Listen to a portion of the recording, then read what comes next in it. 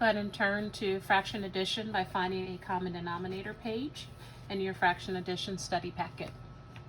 Pause the video as needed. Directions. 1. Don't ever add denominators. 2. Use the least common multiple, the LCM, to name fractions with the same denominator. Add the numerators. Simplify.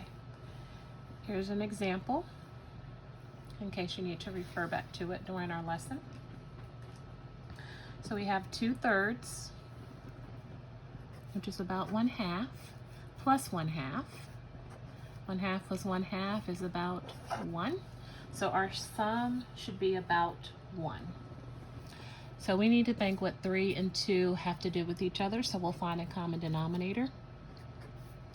So I'm going to count by 3s and count by 2s until I find a number that both 3 and 2, or a multiple that both 3 and 2 have in common. 3, 6, 2.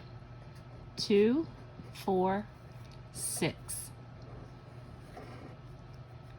So it looks like we're going to find an equivalent fraction in the form of 6.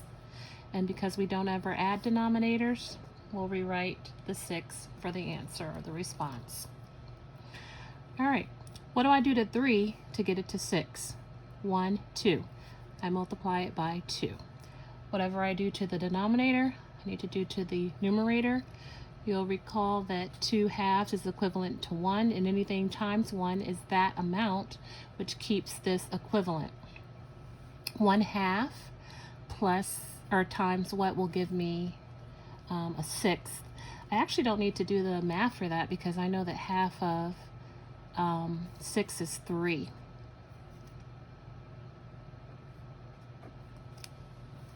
One, two, 3. 1 times 3 is 3, and 2 times 3 is 6. So an equivalent fraction for 2/3. 2 times 2 is 4, and 3 times 2, of course, is 6. 1/2. 1 times 3 is 3, and of course 2 times 3 is 6.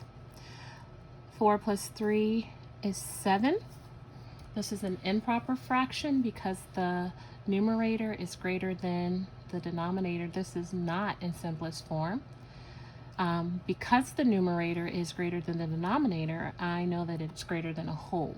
So I know that if I take away the whole, 6, 6, that gives me 1/6. So 6, 6 is 1 plus the part 1 and 1/6. This is a mixed number which can be in simplest form, and because it's a unit fraction, which means it's just one piece, I know it's in simplest form. There's nothing smaller than 1 other than 0, and they would not have the same value. 1 and 1/6 is about 1, so my sum makes sense. 1/4 plus 1/3.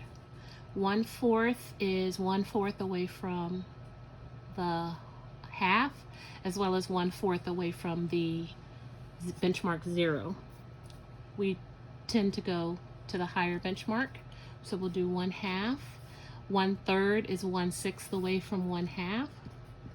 1/2 plus 1/2 is about 1. We don't ever add denominators, so we're going to count by 4s, count by 3s until we say a multiple 4 and 3 have in common. Let's start with 4s. 4, 8, 12. 3s. 3, 6, 9, 12. So they are going to become 12s. What do I do to 4 to get it to 12? Times 1, 2, 3. Whatever I do to the denominator, I do to the numerator. 1 times 3 is 3. So 1/4 is equivalent to 3/12. Let's convert 1/3 into 12s. What do I do to the denominator 3 to get it to 12? Times 1, times 2, times 3, times 4. Whatever I do to the denominator, I do to the numerator. 1 times 4 is 4. 3 plus 4 is 7. Now let's find the factors of 7 and 12.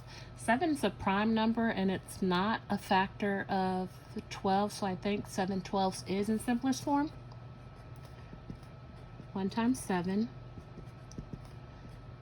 1 times 12, 2 times 6, 3 times 4. The only factor they have in common is 1, and anything divided by 1 is that same number. So 7/12 is in simplest form. 7/12 is only 1/12 away from the half and 5/12 away from the whole, but I'm confident in my math that 7/12 is the response, the correct sum. 1/3 plus 3/4. 1/3 is about 1/2, because it's 1/6 away from the benchmark, 1/2, and it's 1/4 away from the whole. It's also 1/4 away from the half, but we go to the larger benchmark. 1/2 plus 1 is about 1.5. We're going to count by 3s, count by 4s, until we say a multiple 3 and 4 have in common. 3, 6, 9, 12.